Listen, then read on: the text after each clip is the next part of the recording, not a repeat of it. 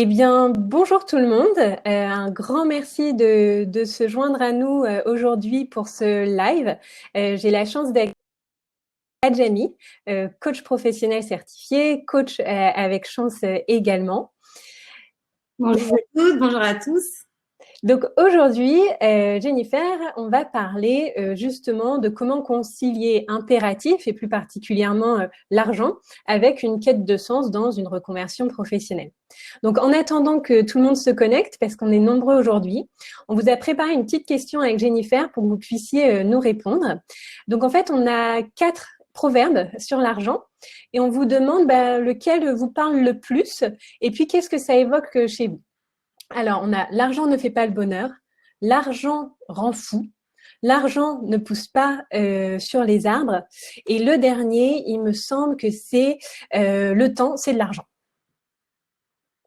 Donc, je répète, l'argent rend fou, l'argent ne fait pas le bonheur, le temps, c'est de l'argent ne pousse pas sur les arbres. Alors, donc on a, là pour le moment, c'est l'argent ne fait pas le bonheur qui vient un peu. L'argent rend fou. Et qu'est-ce que ça évoque pour vous, justement, quand vous vous dites l'argent ne fait pas le bonheur? Ah, le temps, c'est de l'argent. L'argent ne fait pas le bonheur. Ah, l'argent ne fait pas le bonheur, mais il contribue. L'argent ne pousse pas sur les arbres. Voilà, il y contribue. D'accord. Ok. L'argent rend fou aussi, un peu. En effet, Laura. Ok. Voilà, donc on a quand même, c'est très marrant, hein, c'est l'argent ne fait pas le bonheur, mais il y contribue un peu quand même. L'argent ne fait pas le bonheur. Le temps, c'est de l'argent. Ok.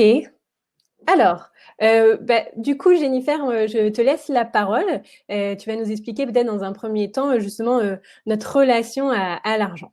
Ouais, merci Juliette. Je veux dire que je suis très contente de parler d'argent. C'est un sujet un peu tabou, un peu complexe.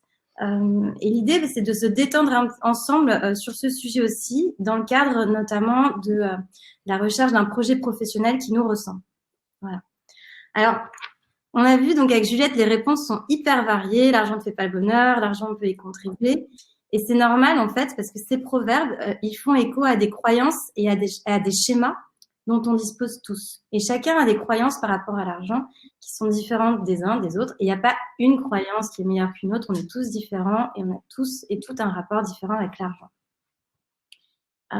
Ça, c'est une chose. Donc ça, on peut s'en amuser, en sourire entre nous et se dire, voilà, c'est normal qu'on soit tous avec des niveaux différents de compréhension et d'intégration par rapport à l'argent. Lorsqu'on est d'accompagnement tel que Chance pour trouver un sens à sa vie professionnelle, pour trouver un projet qui répond à ses motivations profondes et à ses besoins, à un moment donné, la question de l'argent, elle va se poser. Et cette fois-ci, on va plus pouvoir se cacher, on va devoir la regarder, cette question de l'argent, avec sincérité et authenticité. Donc, c'est le rôle du coach et du talent de voir ensemble comment cet objet curieux, ce rapport à l'argent, peut être intégré au service de son projet professionnel, comme un paramètre extérieur qu'on regarde et qu'on intègre en pleine conscience dans son projet. Et que ce soit pas l'inverse, que ça tourne pas autour d'argent, mais que ça s'intègre dans son projet. Pour avoir une vie professionnelle choisie et vibrante, tout simplement. Donc, on va le regarder ensemble, son rapport à l'argent. Et le talent peut décider à un moment donné de le modifier, comme on peut faire un point avec son patron, un collègue, son conjoint, se dire, bon, on en est où, toi et moi, dans notre relation? Est-ce qu'on a envie qu'elle évolue? Est-ce qu'on est content d'elle en l'état? Ou bien on la fait changer pour arriver vers notre résultat, notre objectif, avoir une vie professionnelle hyper épanouissante. Voilà. Donc, je vous propose dans un premier temps de se détendre par rapport au sujet. Comme je l'ai dit, on prend la distance. Et comment on fait? Déjà, on peut se rendre compte que ce qu'on pense de cet argent, c'est un héritage socioculturel. Donc, en France, c'est propre à la France, on entretient de par notre histoire, de par notre histoire, la religion aussi, un rapport ambigu, embarrassé et même parfois hypocrite. Alors que dans certains pays, par exemple comme les États-Unis, on peut parler de son chiffre d'affaires entre la poire et le dessert, en fait. fromage, je ne sais plus. Donc, c'est un paramètre à prendre en compte de là où on se situe, de la religion, de la géographie. Et donc, il peut avoir effectivement des conséquences sur la manière de vivre l'argent. Ajouté à ce paramètre, il y a l'héritage familial.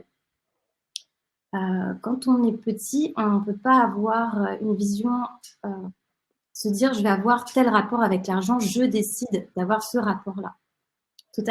Simplement parce qu'on n'a pas les capacités intellectuelles.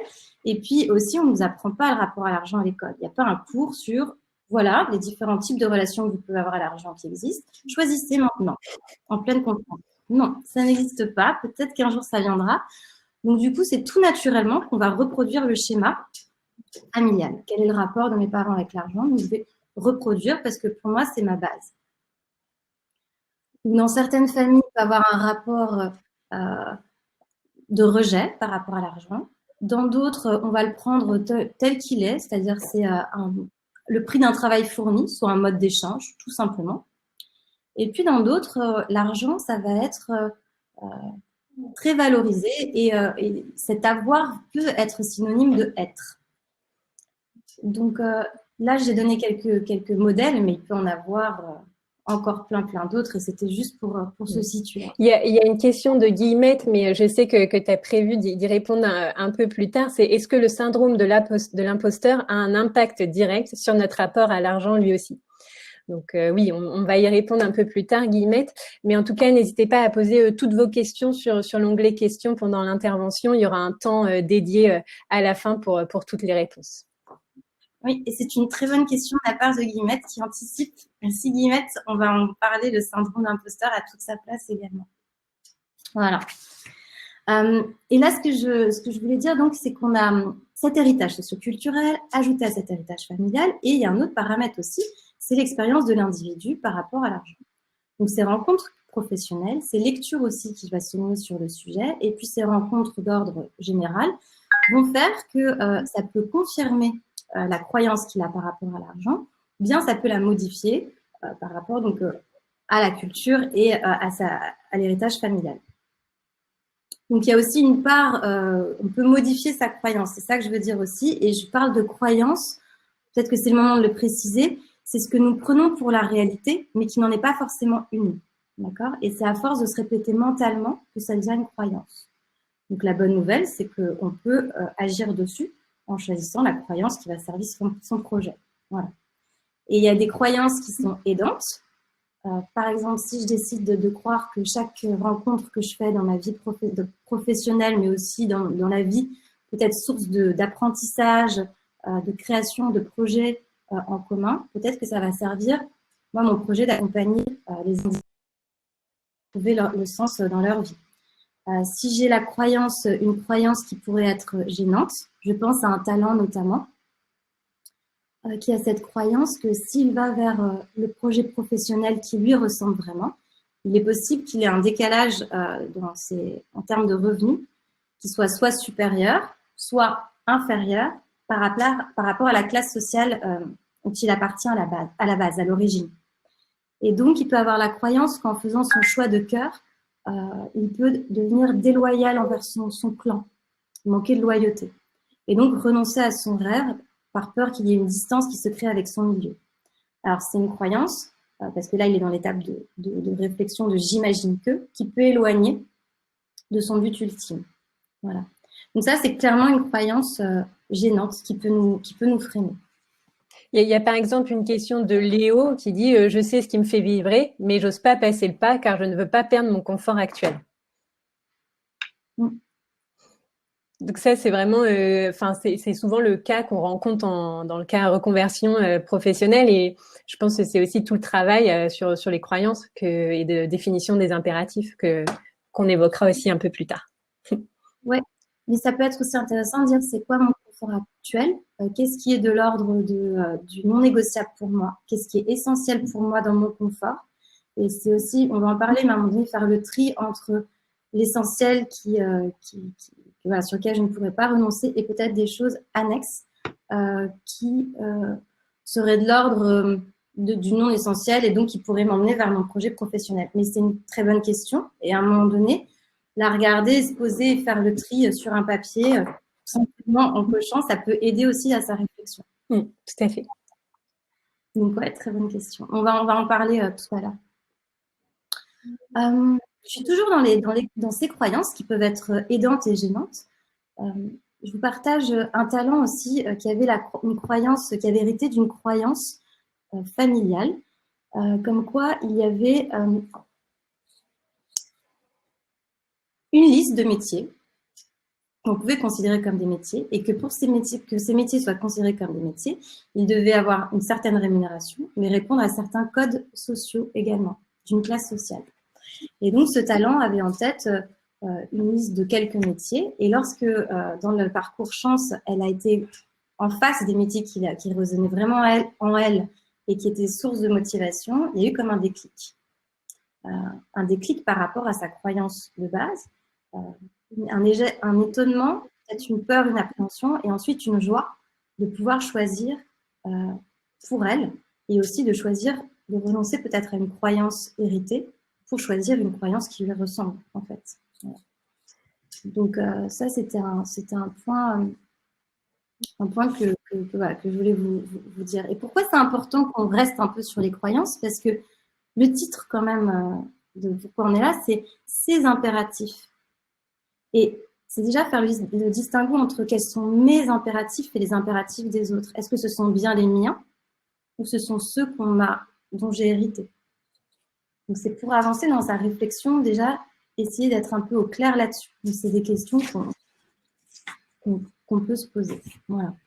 Et surtout, je trouve que c'est intéressant aussi, comme tu disais, de libérer, quand on est dans une quête de sens et rechercher un métier qui fait sens, dans un premier temps, peut-être se libérer de ces impératifs pour, on va dire, se donner la permission d'ouvrir toutes les portes possibles. Et après, dans un second temps, on prend en question, voilà, ok, donc maintenant que j'ai ouvert toutes les portes, quels sont mes impératifs et bien distinguer ce qui est vraiment, comme tu disais, des croyances héritées, les impératifs ou également des envies, finalement. Exactement, Juliette. Ouais, c'est intéressant de se dire d'ouvrir très, très large au départ. Oui, ouais, tout à fait. Et une fois qu'on est bien dans qu'on est au clair en fait avec ses croyances, donc ça c'est la partie on a très en accéléré, mais on est au clair. Donc là arrive le moment où on peut changer le il faut que par le je veux. Déjà quand on est ok avec les croyances, on peut changer son langage, utiliser le je, se réapproprier. On va déjà se réapproprier son projet, mais aussi se réapproprier le « je veux gagner combien ». Ça va ensemble.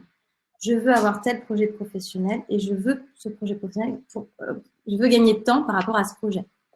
Et donc là arrive le temps, comment je le définis ce temps. Je veux gagner combien. Un peu délicate, on va éplucher.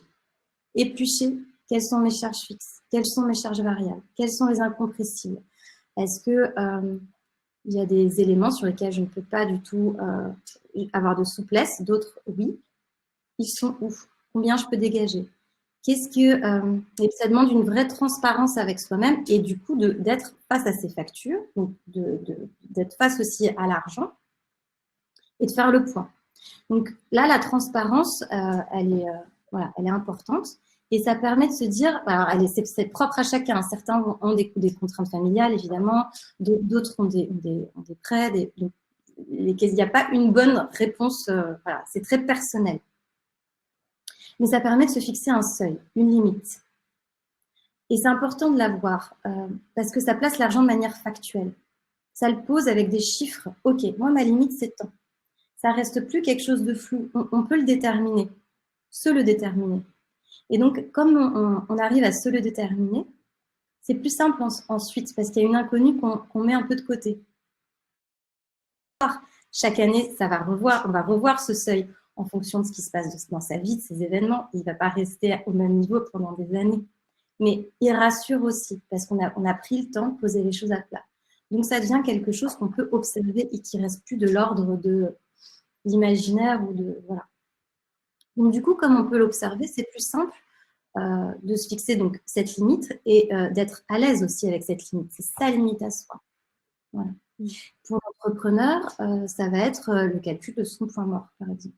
Il y a, il y a une question de Claudie, je rebondis, qui dit, donc c'est un peu en lien avec l'actualité et sa propre vie, elle dit que voilà, 20 ans de salaire confortable dans ce qu'elle qualifie un bullshit job et recherche voilà, depuis 1 an des missions et un job en cohérence avec ses valeurs, mais elle en trouve très peu car elle a un profil senior, donc pas de budget pour les profils seniors. Et donc elle se dit comment aider à un changement de paradigme sur ce qui a vraiment de la valeur. Oui, la valeur, c'est pas que le prix qu'on se fixe. Hein. Là, on parle d'argent aujourd'hui, on parle de la valeur, mais vous n'êtes évidemment pas que un prix. Là, voilà, on s'est fixé le seuil, mais il y a se donner de la valeur autrement en proposant ce que votre valeur ajoutée que vous proposez sur le marché. Ça compte aussi. Donc, comment vous parlez de vous, vous valorisez et vous mettez en avant votre talent et ce que vous pouvez apporter. Donc là aussi, il peut avoir, c'est pas le sujet, mais il peut avoir un travail sur qu'est-ce que j'apporte, qu'est-ce que ma valeur. Oui, j'ai tant d'expérience, mais quelle est ma différence par rapport aux autres et qu'est-ce que j'apporte en plus? Et puis c'est aussi travailler, enfin comme tu le disais, c'est hiérarchiser les impératifs. C'est en fait se dire, je suis pas prête de, par exemple, aller en dessous de ce salaire, mais par contre, je suis prête à accepter 1 heure de transport matin et soir. Voilà. Oui, ça peut être exactement, ça peut être un deal qu'on fait avec soi-même aussi. Il y a Eiko qui nous pose une question. Je sais qu'on va y répondre un peu plus tôt, mais en fait, je trouve, un peu plus tard même, je trouve difficile de fixer des tarifs pour des services en tant qu'auto-entrepreneur sur une activité que je débute et qui me plaît. Donc ça, je sais que c'est un sujet que tu vas traiter, Jennifer, donc on y répondra un peu plus tard, Eiko. Oui, et ça nous permettra aussi de confirmer ce que Guillemette nous a dit tout à l'heure. Donc, on traitera les deux en même temps. Oui, effectivement. Donc, on en était à, on a fixé notre prix. On a fixé notre point mort. Donc, ce point mort qui est aligné avec nos besoins, mais aussi avec la réalité du marché. D'accord? Donc, c'est pas la même chose si on est dans le secteur de la finance ou bien dans l'économie sociale et solidaire. Donc, c'est aussi être réaliste et se renseigner sur les prix pratiqués par rapport au secteur qu'on a choisi. Voilà. Donc déjà, c'est une autre chose. Ensuite, continuer d'entretenir une relation pacifiste, on va dire, avec cet argent. Moi, je vous propose de s'observer dans notre vie au quotidien pour mieux se comprendre par rapport à cette notion d'argent. On a vu les croyances, on a fixé son prix et maintenant, au day-to-day, dans notre vie de tous les jours, c'est quoi notre rapport à l'argent? Alors, je ne sais pas, Juliette, si on avait des petites questions. Ouais. Je ne sais pas si tu… Si, alors je m'en rappelle, il y en a une que je trouvais intéressante, c'était d'essayer de nous dire, quand vous faites vos courses dans un supermarché, qu'est-ce que vous regardez en premier sur les produits? Est-ce que, par exemple, c'est la date de péremption? Est-ce que c'est l'origine du produit? Est-ce que c'est son prix? Donc, on me laisse nous donner un peu des petits éléments de réponse. Donc, est-ce que quand vous faites les courses, qu'est-ce que vous regardez finalement en premier? Donc, il y a le prix, l'origine. C'est vrai que moi, c'est pour mon cas personnel, quand j'étais étudiante, je regardais le prix et aujourd'hui, je fais beaucoup plus attention aussi à l'origine du produit. Donc, en fait, c'est que ça peut évoluer dans le temps. Le prix, l'origine, la provenance, le prix, bio ou pas, origine et composition. Ah, le prix au kilo, Caroline. Prix et origine. L'origine et sa composition pour Marie. La composition pour Salomé. OK. Les calories pour Mathilde. Oui, c'est vrai. J'avais pas pensé.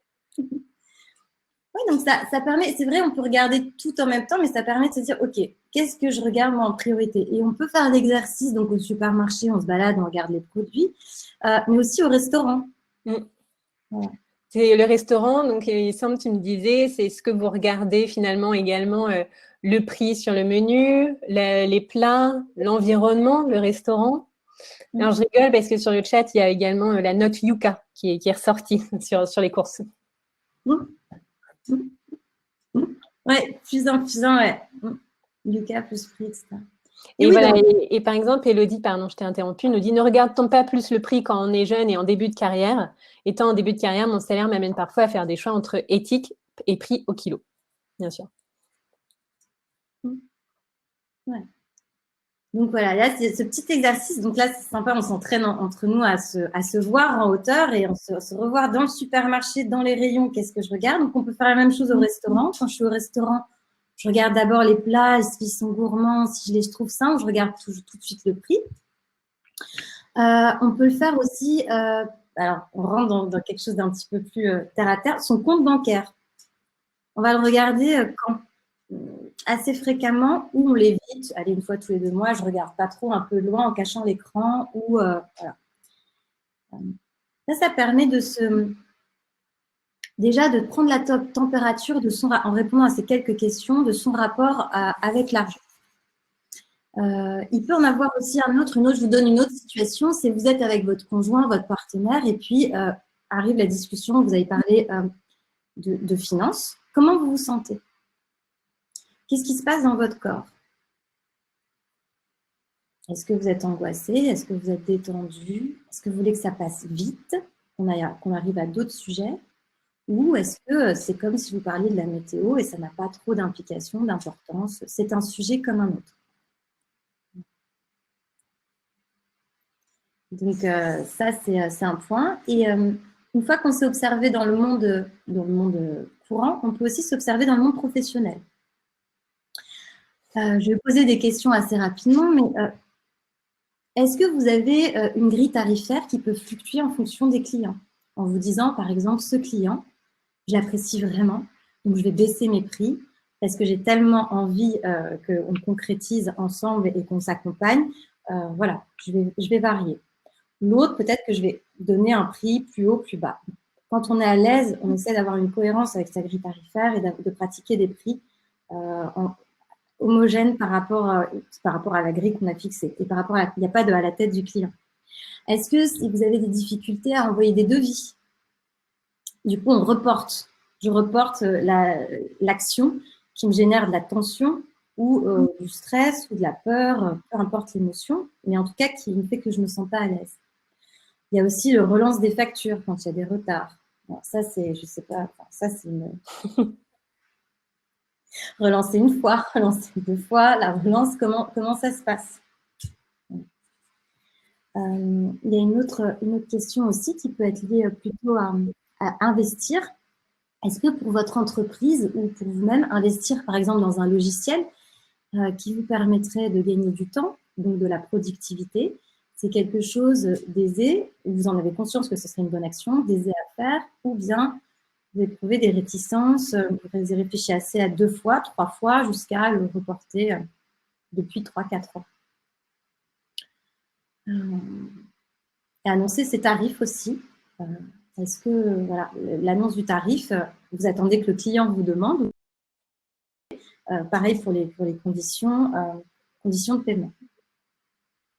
Donc, en gros, c'est des questions qu'on se pose ensemble. Là, vous pouvez, je ne sais pas s'il y en a qui ont répondu. Ou, Oui, il y a eu des réponses, notamment une qui m'a un peu fait rire de Carole qui dit que ça dépend du conjoint. Voilà. Voilà, Léo qui me dit que ça dépend de l'indépendance financière, que en effet, c'est un peu gênant. Donc voilà, il y a plein de manières finalement ou d'angles pour aborder notre relation à l'argent. Ok.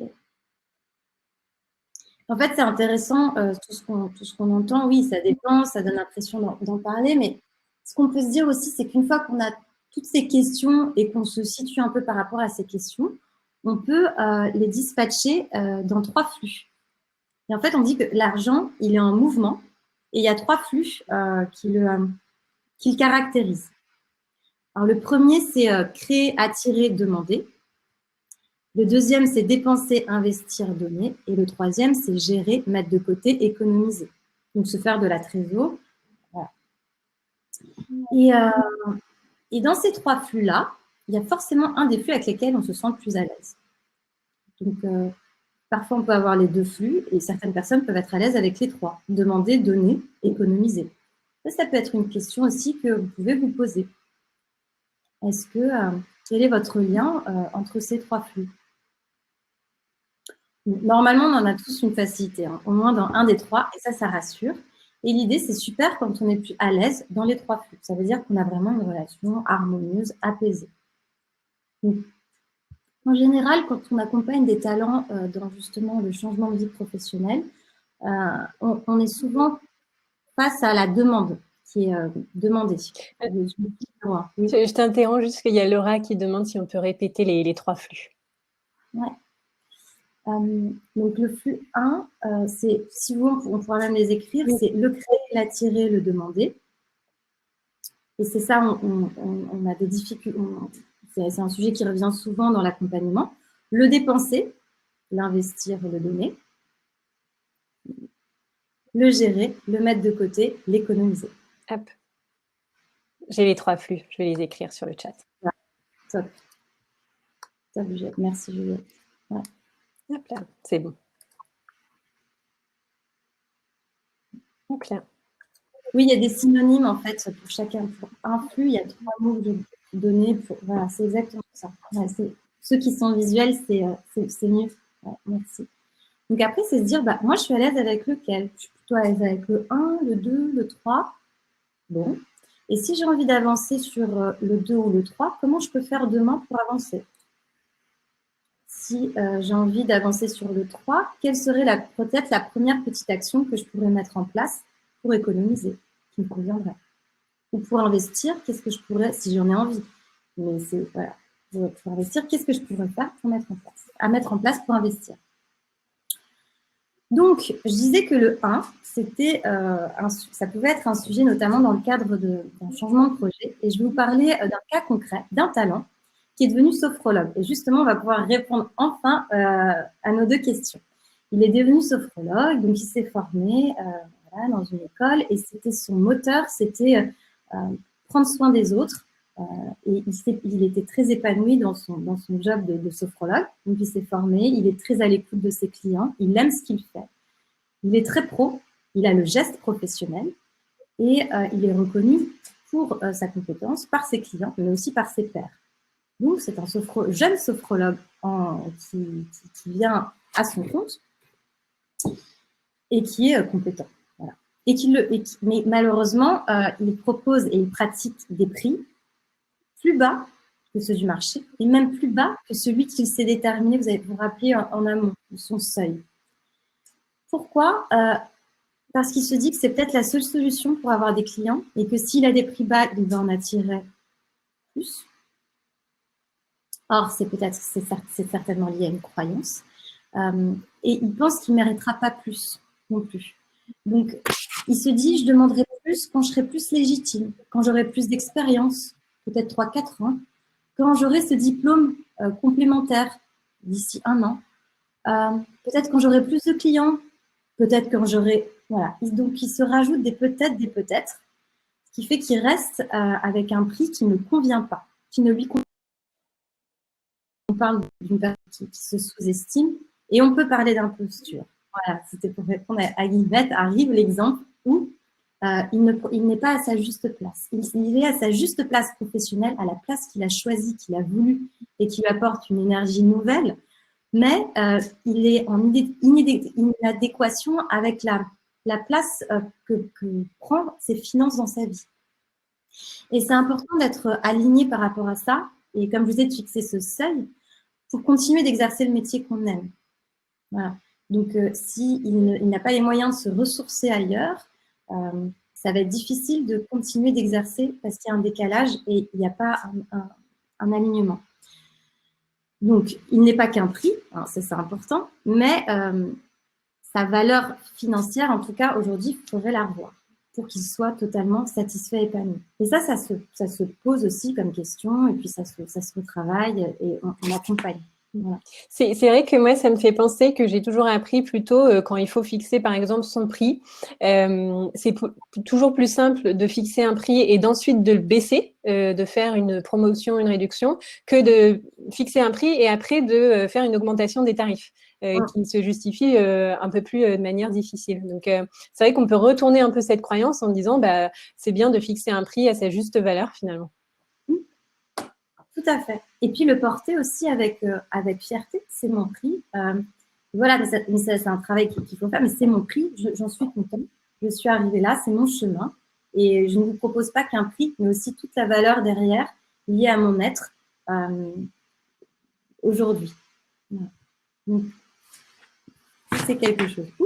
Et si on a notre ami sophrologue là dont on a parlé, et si on reportait ce monde, donc on parlait de l'entrepreneuriat avec notre sophrologue, dans le monde du salariat, aussi peut se poser la question lors d'un premier entretien de demander. Donc il peut arriver que le talent ou la personne qui change de voie n'ose pas demander, et puis à la suite du premier rendez-vous, n'ait pas une idée très claire du prix. Ça devait être dans la fourchette qu'on m'a proposée, à peu près. Et pareil, ça peut nouer plus on laisse dans le temps la chose peu claire, alors qu'on a été clair avec soi, avec son seuil, plus ça peut créer donc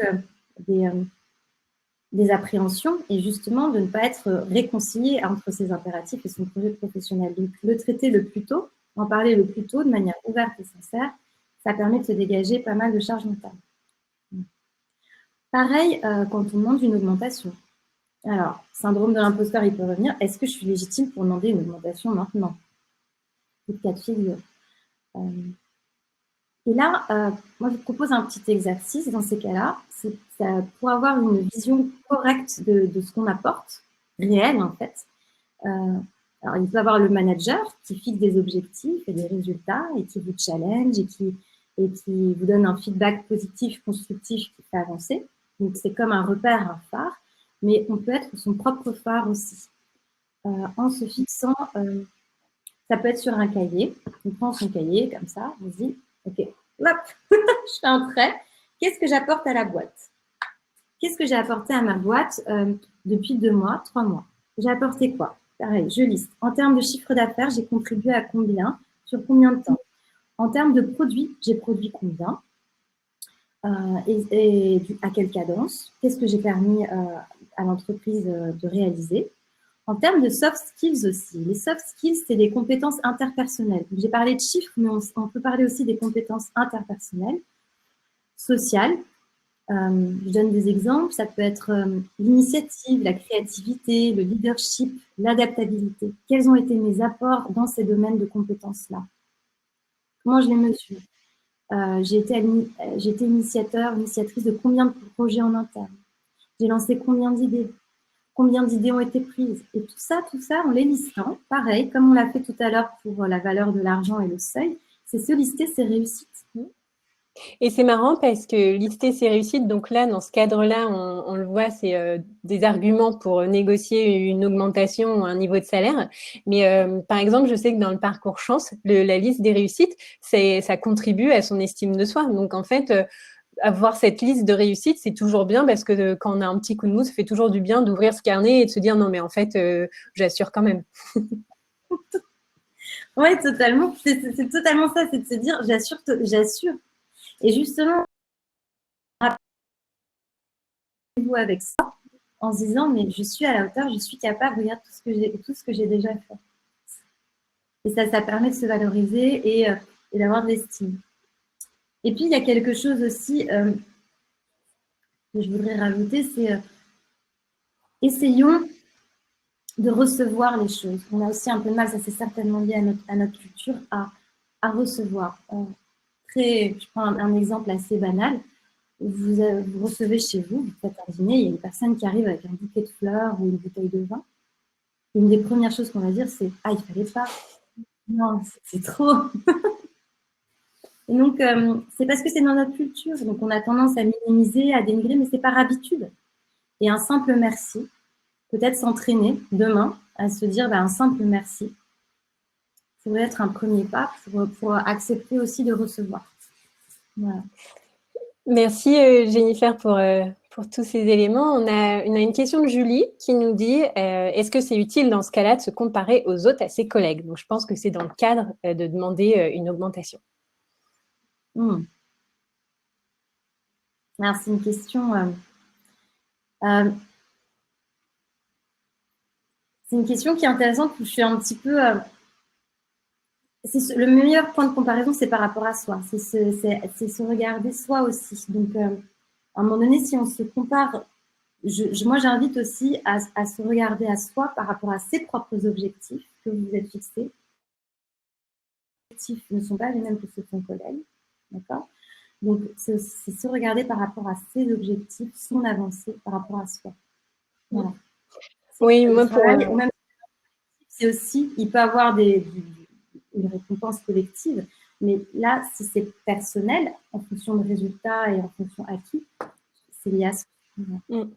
Oui, moi je partagerai, je donnerai aussi la même réponse. Je dirais non parce qu'en fait, il faut d'abord se regarder soi, définir voilà ses propres marges de progression. Sa marge de progression n'est sans doute pas la même que celle de son collègue. Ses qualités, ses talents, les compétences interpersonnelles que Jennifer a citées sont pas les mêmes non plus. Donc, je pense que quand on va négocier pour soi, son augmentation, son statut, sa place, il ne faut pas se comparer aux autres et il faut que la conversation tourne uniquement autour de soi parce que vous êtes là pour parler de vous et pas de vos collègues. Je vois qu'on a d'autres du coup questions dans le chat. Donc, est-ce que déjà, Jennifer, tu voulais ajouter ou conclure?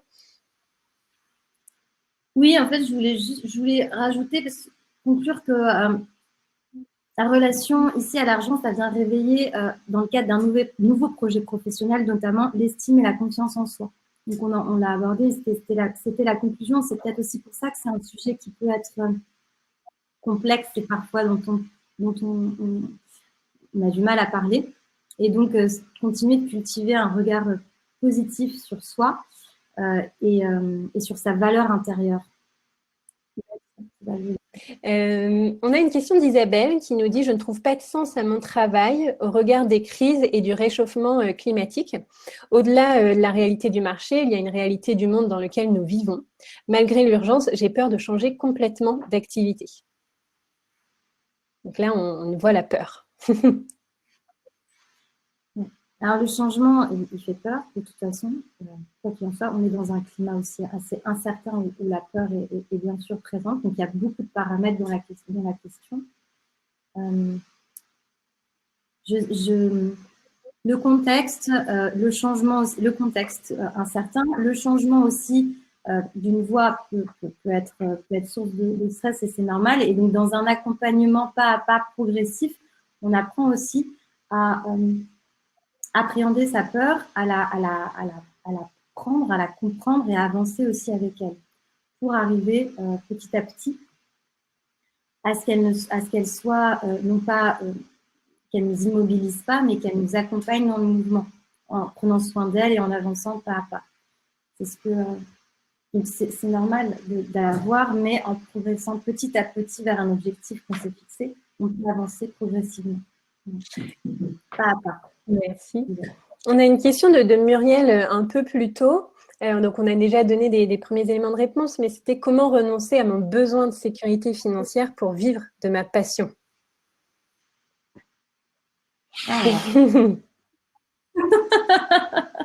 Comment renoncer à mon besoin de sécurité financière? Pareil, en fait, je demanderais est-ce que ce besoin, il est possible de le déterminer, de le détailler un petit peu pour y voir plus clair? Parce que besoin, c'est un grand mot. Dans le besoin, ça comporte quoi? Aller voir les couches en dessous, donc en profondeur, d'examiner un petit peu comme un observateur, de prendre une loupe et de regarder qu'est-ce que mon besoin de sécurité, il y a quoi dedans. Et déjà, je pense que ça pourrait être plus clair de renoncer à certaines choses si tu peux mettre des mots dessus en sous-catégorie. C'est quoi?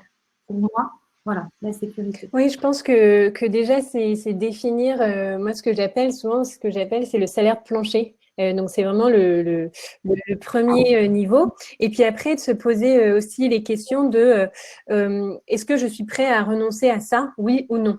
Par exemple, si on me fait une proposition de travail à 1 heure de là où j'habite, est-ce que c'est quelque chose, c'est un élément qui va faire que peut-être finalement je ne vais pas accepter le poste? Ou est-ce que je suis sûre que en fait le temps de transport c'est quelque chose le plus important, c'est crucial. Donc en fait même si le job est passionnant, je suis sûre que je n'accepterai pas ce métier. C'est aussi ce qu'on disait dans la hiérarchisation des impératifs. Ouais. Et faire des arbitrages également, faire des arbitrages comme tu le dis. Ouais. Il y a Clémence qui nous dit mais même quand on liste ce qu'on a fait de bien, la réponse des managers est souvent normal, ça fait partie du job. Que répondre à Clémence? Peut-être aller creuser avec le manager, en fait, définir ensemble d'autres unités de mesure ou de ce qui ne fait pas, enfin, de revoir peut-être ensemble la liste de ce qui fait partie des plus. Mais là, c'est une discussion qu'il faudrait avoir et se poser des questions à ses objectifs, enfin, les lister aussi avec lui. Donc, c'est rentrer quand même un petit peu plus dans une discussion ouverte pour comprendre, je pense. Il y a un besoin d'éclaircissement là-dessus. Et puis moi, je pense aussi que toutes les prises d'initiative qui sont faites où justement cette qualité, ce qu'on appelle cette compétence soft skills de créativité, justement, la créativité, c'est pas que le sens artistique, l'esthétique, mais c'est aussi mettre en place de nouvelles choses. Ça peut aussi, bien évidemment, rentrer dans cette fameuse liste. Ça peut. Après, c'est se mettre en accord avec la personne, qu'est-ce qui rentre, qu'est-ce qui est attendu aussi. Mais oui. Il y a Céliane qui nous fait une belle remarque de « J'ai divisé mon salaire par 3 de la finance à l'ESS et renoncé à un boulot prestige, mais la satisfaction d'agir pour rendre le monde plus durable est si grande. » Merci Céliane pour ce beau retour. Merci. Voilà. Merci. Je regarde dans l'onglet questions, il me semble. Alors, il y avait Judith qui avait posé la question un peu plus tôt. Par quel mécanisme dévalue-t-on sa valeur salariale? Donc, qu'est-ce qui fait qu'on se met dans une posture sacrificielle, par exemple? Donc, c'est-à-dire, je peux me passer d'un bon salaire si ma vie s'améliore, alors qu'en fait, finalement, on pourrait allier travail qui rend heureux et salaire à la hauteur. Longue question. Oui, je ne suis pas sûre d'avoir. Donc, si j'ai bien compris, c'est comment. Est-ce que tu C'est finalement quels sont les mécanismes, donc les croyances qui font qu'on va se dévaluer et d'évaluer notre valeur salariale. C'est-à-dire que pourquoi finalement je vais accepter d'être payé beaucoup moins pour un métier qui me rend beaucoup plus heureux. Qu'est-ce qui va se mettre en place Qu'est-ce qui va se mettre en place de pourquoi je. Voilà, ok, d'accord. Qu'est-ce qui va se mettre en place du fait de je suis prête à baisser un petit peu, à baisser la valeur financière pour aller vers quelque chose qui me porte et qui me motive, vers un métier qui me motive et qui me porte. Voilà, alors Judith nous précise, pourquoi associe-t-on le fait de prendre du plaisir au travail à moins de sous? C'est pas forcément une association, c'est juste, il y a des cas, c'est pas une généralité, il y a des cas particuliers. Mais là, on prenait vraiment, c'est vrai qu'on a été dans le cas de où on parlait d'exemples, par exemple, finance en économie sociale solidaire, mais effectivement, on n'est pas obligé totalement de dévaluer sa rémunération. Ça dépend du secteur également. Après, quand on commence à se lancer dans l'entrepreneuriat, bon, il n'y a pas de généralité non plus, mais voilà, au départ, ça peut être différent. Salarié, rémunération fixe sur plusieurs mois qui assure une certaine sécurité. Voilà. Donc, c'est ces champs, quand on décide d'aller sur un projet qui nous porte vraiment, il peut avoir ces réflexions-là. Et est-ce que également, quand on parle justement de passage au salariat à l'entrepreneuriat, finalement, c'est aussi un travail de cette notion de risque, prise de risque. Comment je suis frileux par rapport au risque, comment j'aborde cette notion-là de quitter cette fameuse sécurité financière pour prendre un peu de risque. Oui, là, c'est le rapport à la sécurité qu'il faut questionner. Est-ce que se visualiser peut-être? Est-ce que je suis prête à ne pas savoir, à ne pas savoir, à ne pas avoir une vision sur après 4 mois ou après 3 mois? Est-ce que je suis prête à avancer comme ça? À avancer toujours avec mon moteur interne qui me fait avancer, mais en ayant cette partie que peut-être que je ne vois pas. C'est dans plus 4-5 mois, je ne vois pas encore. Donc, c'est aussi se questionner soi et peut-être c'est se faire accompagner pour se questionner. Donc, ça peut être une aide utile parce qu'on se dit tout le temps, on se pose des questions introspectives, mais avoir un reflet, une image, un écho par rapport à ces questions, ça peut être aussi utile pour avancer dans sa réflexion. Bien. Eh bien, écoutez, ce live touche à sa fin. Merci beaucoup, Jennifer, d'avoir pu nous exposer différentes choses sur notre relation à l'argent et également d'avoir répondu à toutes les questions. Je vous remercie à tous d'avoir participé. Vous avez un petit sondage dans l'onglet sondage. Donc, avant de partir, si vous pouviez prendre le temps de nous donner votre retour pour qu'on puisse s'améliorer sur les prochaines fois. Et puis, un article sortira d'ici la fin de journée sur ce live-là. Donc, merci à tous. Et puis, on vous dit à très vite. Et si besoin, si vous avez des questions, vous pouvez nous contacter à contact@chance.co. Je vous souhaite une excellente fin de journée et à très vite. Merci Juliette, merci à tous et à toutes. Au revoir. Merci.